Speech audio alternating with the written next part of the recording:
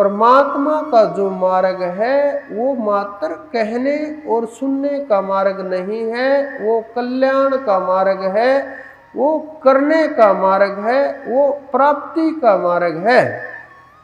जिस प्रकार से आप ये समझो, छोटे बच्चे की जब पढ़ाई शुरू होती है उसको सिखाते हैं ए एप्पल, ए अनार, यही से शुरुआत होती है छोटे बच्चे की।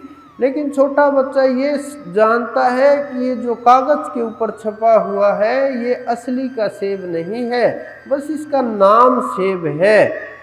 ये जो कागज के ऊपर छपा हुआ है ये असली का अनार नहीं है, ये मात्र नाम का अनार है। न इससे भूख मिटेगी, न इसको खाया जा सकता है, न इसको उठाया जा सकता है, और न इसमें से रस निकलेगा, न इसमें कोई स्वाद है, न इसका इस्तेमाल हो सकता है, न इस युग कोई काम में लाया जा सकता है। ये तो मात्र एक इशारा है। लेकिन हम सांसारिक चीज़ों को जो इशारा किया गया है परमात्मा की तरफ, हम उनको सत्य मान लेते हैं कि यही सत्य है। हालांकि वो चीज़ें नष्ट हो जाएंगी, कभी 1000 साल पहले बनी होंगी, 2000 वर्ष पहले बनी होंगी, एक न एक दिन वो वस्तुएं सब की सब नष्ट हो जाएंगी, समाप्त हो जाएंगी। आज नहीं, 2, 4, 10 हजार वर्ष बाद फिर और तरीके से वो चीज़ें तैयार की जाएंगी और रूप उनको दे दिए जाएंगे। तो फिर किस प्रकार से वो इशारा मात्र है, वो प्राप्ति मात्र नहीं है।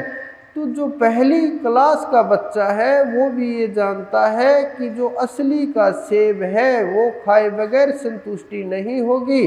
लेकिन हम लोग असली परमात्मा से दूर जा कर के इन छोटी मोटी चीज़ों को हम परमात्मा मान लेते हैं और वही खो जाते हैं, वही भूल हो जाती है, वही भ्रम पैदा हो जाता है और जीव वहीं से भटकना शुरू हो जाता है कि हम 10-20 साल साधना करते हैं, 50-40 वर्ष साधना करते हैं, लेकिन उस सार तत्व को समझ नहीं पाते, परमात्म तत्व को समझ नहीं पाते, उसकी तरफ ध्यान नहीं कर पाते। और बिना ध्यान किए किस प्रकार से वहाँ तक जाया जा सकता है, कैसे चढ़ाई हो सकती है, कैसे ध्यान हो सकता है। मात्र कहने, सुनने, बोलने मात्र से उसकी प्राप्ति कभी भी नहीं होगी। जब तक आप क्रिया नहीं करोगे, कर्म नहीं करोगे, ध्यान नहीं करोगे, उस मार्ग पर नहीं चलोगे, पूरी उम्र जिस प्रकार से आए थे उसी प्रकार से चले जाओगे। लेकिन हम लोग सामने देखते हैं कि सारा संसार जा रहा है, हाथों से सब कुछ छूट जाता है, परिवार छूट जाता है, बच्चे छूट जाते हैं, पत्नी छूट जाती है, भाई बंधु छूट जाते हैं, रिश्ते नातेदार छूट जाते हैं, सब कोई छूट जाता है। लेकिन हम ये मानते हैं कि मैं अभी नहीं जाने वाला, अभी यही हूँ, अभी तो और लंबा समय बचा है, अभी मेरी आयु ही क्या हुई है, मेरी आयु 60-70 वर्ष हुई है, अभी मुझे कहीं भय नहीं है, 100 वर्ष की आयु तक तो कम से कम जीऊँगा।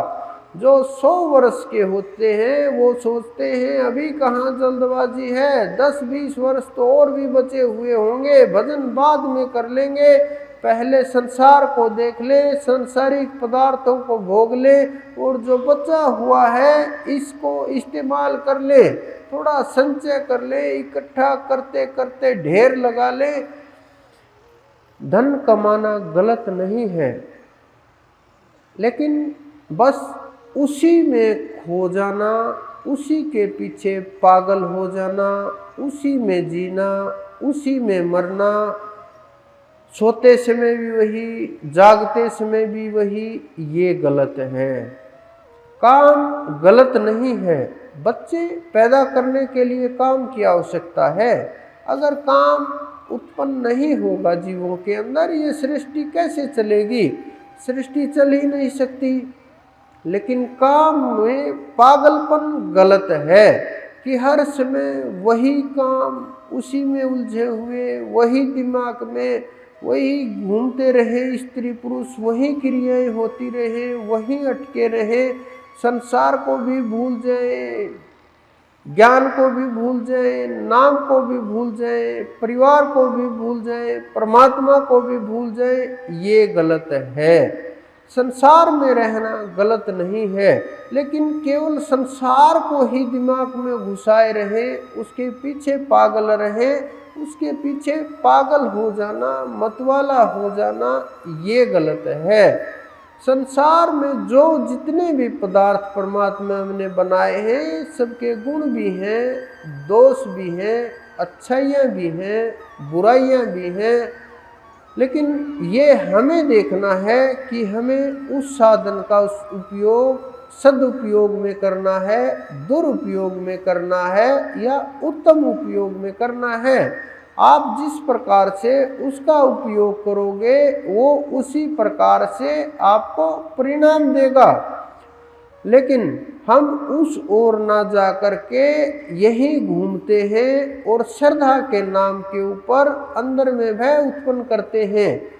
हालांकि संसार में इतनी हालत खराब हो चुकी, संसार की तो बहुत दूर की बात है, आप यहाँ आए हुए हैं, थोड़ी देर ठहरने के ऊपर भी आपके मन के अंदर शंकाएं होने लगती हैं, परेशानियां होने लगती हैं। 2-4 घंटे ना मौन रह सकते हैं, ना बैठ सकते हैं, हड़बड़ाहट मची रहती है, अंदर में भागम भाग हुई रहती है।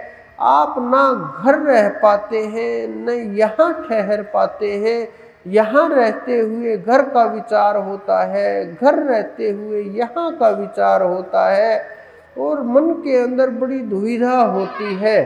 बैठ करके यहाँ भी साधना नहीं कर पाते, मौन नहीं रह पाते, उस परमात्मा को याद नहीं कर पाते, उस परम तत्व की साधना नहीं कर पाते। थोड़ी देर में आलस आने लगता है, पैर पसार करके सो जाते हैं और फिर सोचते हैं कि हमारा कल्याण हो जाएगा।